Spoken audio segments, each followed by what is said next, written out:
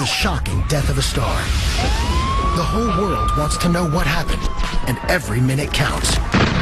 Michael Jackson has died. Now, for the first time, go behind the crime scene tape. With computer-generated forensic graphics and true-to-life reenactments, follow the investigation as police race against time to solve the case. In this episode, the king of pop, Michael Jackson, mysteriously dead at age 50. He's not breathing, and we're trying to pump him, but he's not responding to the CPR or anything. Go inside the frantic attempts to save Michael's life. Our firefighters found the doctor doing CPR. Mr. Jackson was in dire straits. Follow authorities as they zero in on the cause of death. There was massive amounts of prescription drugs. It was like a pharmacy. And meet the man police say is responsible. Dr. Conrad Murray. Who is this guy? Where did he come from? There's some things here that don't add up. Next, on Famous Crime Scene, Michael Jackson.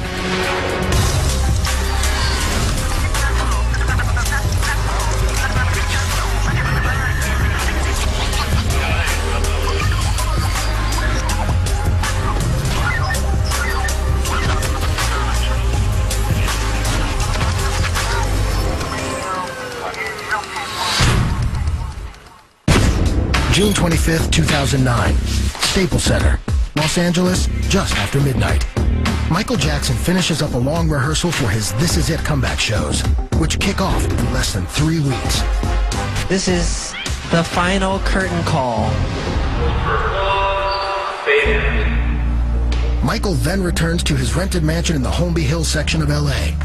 At about 1:30 a.m., he goes to bed.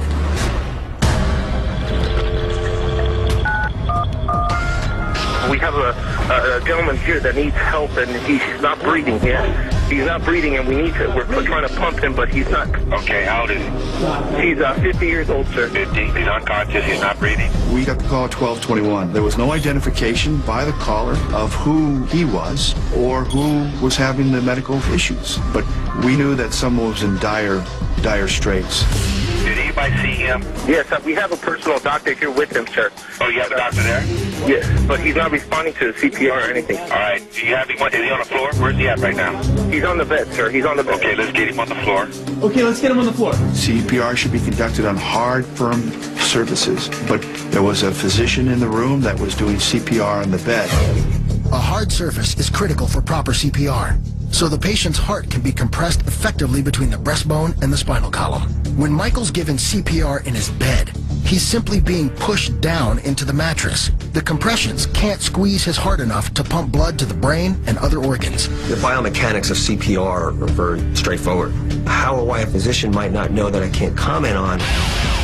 LAFD Rescue Ambulance 71 arrives at 100 North Carrollwood Drive. And at 12:25, we were on scene. Firefighters were led in and then led to the room where the patient was located. Our firefighters found the doctor doing CPR. Turned out to be Michael Jackson. Stop. What do we have? This is unresponsive. These are experienced emergency providers. I think it became very apparent to our personnel that this individual was down probably for quite some time. The paramedics perform CPR and other life-saving measures in hopes of a miracle. EMTs on scene do uninterrupted chest compressions with supplemental oxygen. They administer drugs like adrenaline. They insert an endotracheal tube with 100% oxygen to provide rescue breathing. But unfortunately, a pulse is never restored. It's clear that Michael Jackson is dead. The reality is, after 20 minutes on scene with both basic and life support interventions ongoing and failure to return a pulse, it's pretty much a foregone conclusion that resuscitation is going to be unsuccessful. Although paramedics in this situation might normally pronounce a patient dead at the scene, Michael's personal physician insists on further treatment. The doctor said, take him to the hospital. What apparently he was doing was saying, he didn't die on my watch. By getting him to the hospital, let somebody else pronounce him dead. Meanwhile, the scene outside Michael's mansion begins to attract attention. Onlookers realize something is amiss. When I arrived about 12:40, the ambulance was inside the gates. There was a fire truck that was parked out on the street. I was doing video and I could see the call screen and it said 50-year-old male not breathing. At a certain point, I could see the paramedics exiting the house with a stretcher. I moved closer to the gate. It was a difficult shot to get, but I could see that it was Michael. I was driving my tour. All of a sudden, I heard a reverse signal. Could see the paparazzi running towards the ambulance, and it was chaos. Right or left? Right or left? Paramedics continued to work on Michael as they transport him to Ronald Reagan UCLA Medical Center. With the paparazzi now trailing them, paramedics first turned west on a winding 1-mile stretch of Sunset. Then Hillgard, LeConte, and 2 more quick turns to reach the ER loading zone. The 2.7-mile trip takes 8 minutes. ER doctors work furiously to revive Michael. Though it seems hopeless, they refuse to give up on the megastar. Clear. But nothing works. Simultaneously, at about 1:30 p.m., the world gets word that Michael Jackson has suffered cardiac arrest and is in critical condition. Very few realize he is already gone. The first report that came in was from TMZ that said that Michael Jackson has suffered a cardiac arrest. Everyone was in shock. Michael Jackson suffered cardiac arrest and is now in a coma, literally struggling for his life. I got a phone call from Randy Jackson telling me that they had taken his brother Michael to the hospital, and he just says, "Brian, it's bad. Meet me there." Family members were arriving, so you had all this grief and anguish unfolding, and within 30 minutes, hundreds of fans started to show up at that hospital, and we were all waiting on word. Both the Los Angeles Times and CBS News are both now reporting that Michael Jackson has died. My brother, the legendary king of pop, Michael Jackson, passed away on Thursday, June 25th, 2009 at 2:26 p.m. It is believed he suffered cardiac arrest in his home. I was wanted to see him in concert. It's not fair that he's... At 10 a.m. on June 26th, the autopsy of Michael Jackson begins. 3 hours later, LA's chief medical examiner issues a statement. There was no indication of foul play. The medical examiner has ordered additional testing. Those tests will take approximately 4 to 6 additional weeks. With all signs pointing to a prescription drug overdose, the focus remains on Michael's private physician, Dr. Conrad Murray, who is still missing.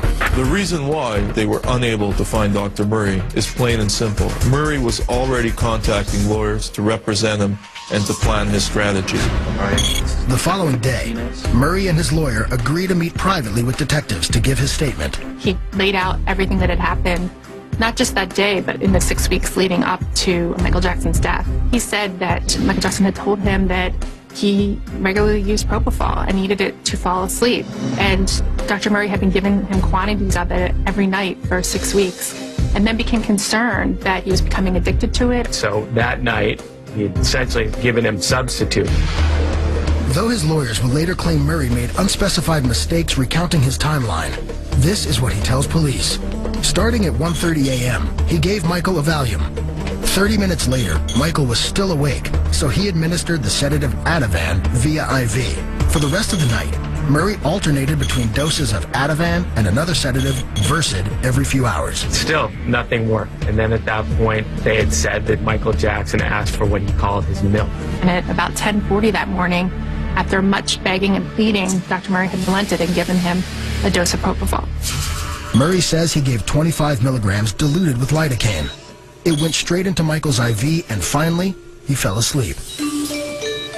Murray explains that he continued to monitor Michael for roughly 10 minutes before heading to the bathroom, and that he was out of the room for 2 minutes maximum. You do not leave a patient who's on propofol. If something goes wrong with their heart or their breathing or whatever, you're there. To go to the bathroom for a few minutes is just mind-boggling. But evidence suggests the doctor was out of the room far longer than 2 minutes. Murray's cell phone log, which detectives later obtain, shows that from 11:18 a.m. to 12:05 p.m., Murray was on the phone with 3 separate callers, totaling 47 minutes. Investigators are wondering, why is he on the phone 3 different times? We believe that he called his office in Houston, he had a girlfriend in Santa Monica, or his office in Las Vegas. Murray says that once he returned to the room, he found Michael not breathing. That exact time is still unknown.